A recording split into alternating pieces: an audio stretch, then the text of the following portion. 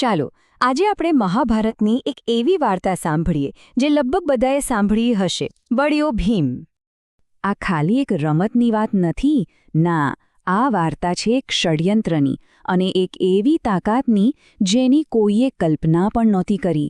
અને સાચું કહું તો ભવિષ્યમાં થનારા મોટા સંઘર્ષના બીજ કદાચ અહીંથી જ રોપાયા હતા. તો વાર્તા શરૂ થાય છે હસ્તિનાપુરના રાજમહેલમાં. અહીં રાજકુમારોના બે સમૂહ, પાંડવો અને કૌરવો, સાથે મોટા થઈ રહ્યા હતા. અને એમની વચ્ચેનો જે સંબંધ હતો ને, એ જ આખી વાર્તાનો પાયો છે. એટલે એક તરફ હતા 5 પાંડવ ભાઈઓ, જેમના સારા ગુણોની બધે જ ચર્ચા થતી. અને બીજી બાજુ હતા 100 કૌરવ ભાઈઓ, જેનો લીડર હતો દુર્યોધન, જે ઈર્ષા અને ગુસ્સાથી ભરેલો હતો. એટલે સમજી શકાય એવું છે કે શરૂઆતથી જ આ બંને જૂથો વચ્ચે એક અણબનાવ જેવું હતું. પણ દુર્યોધનને સૌથી વધારે જો કોઈ આંખમાં ખટકતું હોય તો એ હતો ભીમ. ભીમની જે અદ્ભુત તાકાત હતી ને, એ દુર્યોધનથી સહન જ નહોતી થતી. અને બસ આ જ ઈર્ષ્યાએ તેને એક ખરાબ યોજના બનાવવા માટે ઉશ્કેર્યો. અને અહીંથી જ વાર્તામાં એક ટ્વિસ્ટ આવે છે. દુર્યોધને જે રમત રમવાનો પ્રસ્તાવ મૂક્યો ને, એ કોઈ નિર્દોષ રમત નહોતી. એ તો ભીમને બધાની સામે નીચો દેખાડવા માટેનું એક મોટું કાવતરું હતું. રમત કઈ હતી? આંબલી પીપળી. હવે એના નિયમો તો સાવ સહેલા છે. જેનો દાવ હોય એ બીજાને પકડે અને બાકીના બધા ફટાફટ ઝાડ પર ચડી જાય. દુર્યોધને બસ આ જ સાદી રમતમાં પોતાનો ખરો ઈરાદો છુપાવી રાખ્યો હતો. એની યોજના જુઓ, એકદમ સરળ પણ એટલી જ ક્રૂર. એને ખબર હતી કે ભીમનું શરીર ભારે છે, એટલે એ સહેલાઈથી ઝાડ પર નહીં ચડી શકે. બસ આ જ વાતનો ફાયદો ઉઠાવીને બધાની સામે એનું અપમાન કરવું હતું. આ શબ્દો જ બતાવી દે છે કે દુર્યોધનના મનમાં કેટલી નફરત અને તિરસ્કાર ભરેલો હતો. એને ખાલી ભીમને હરાવવું નહોતો, પણ એની મજાક ઉડાડીને ખુશ થવું હતું. તો કૌરવોની યોજના તો સફળ થઈ ગઈ. ભીમ ઝાડ નીચે એકલો પડી ગયો. પણ શું તે હાર માની લેશે? ના, જરા પણ નહીં. ઉપર ઝાડ પર બેઠેલા કૌરવોને તો એમ જ લાગ્યું કે બસ જીતી ગયા. તેઓ ભીમની મજબૂરી પર ખડખડાટ હસી રહ્યા હતા.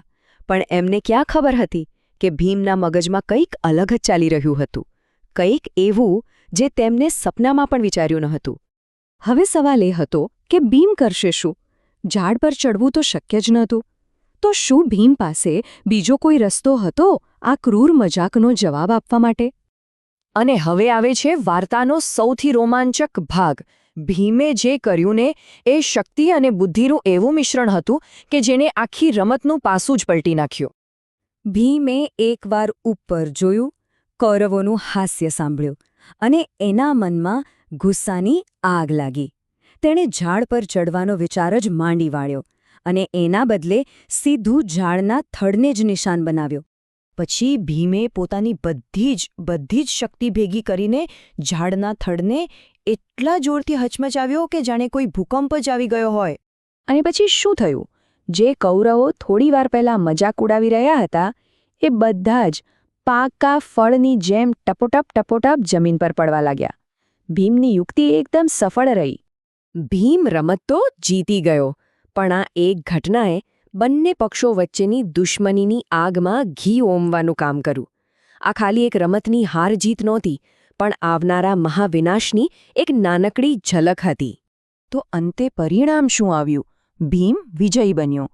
કૌરવો તો પોતાની હારથી સ્તબ્ધ જ થઈ ગયા અને દુર્યોધન, એ તો ગુસ્સાથી લાલચોળ થઈ ગયો હતો અને હવે બદલો લેવા માટે વધુ મક્કમ બની ગયો હતો. એટલે આખી વાર્તાનો સાર શું છે? એ જ કે ભીમની તાકાત માત્ર એના શરીરમાં નહોતી, અને દુર્યોધનની જે ઈર્ષા અને કપટની ભાવના હતી, એ જ એની સૌથી મોટી નબળાઈ હતી. આ નાનકડી લાગતી ઘટનાએ ભવિષ્યના મોટા યુદ્ધની ભૂમિકા બાંધી દીધી હતી. અને આ જ વાત આપણને વિચારવા પર મજબૂર કરે છે કે બાળપણની એક રમતમાં દેખાયેલી આ કડવાશ આગળ જઈને કુરુક્ષેત્રના એ ભયંકર મહાવિનાશનું કારણ બનશે. આ તો માત્ર શરૂઆત હતી. ખરી વાર્તા તો હજી બાકી હતી.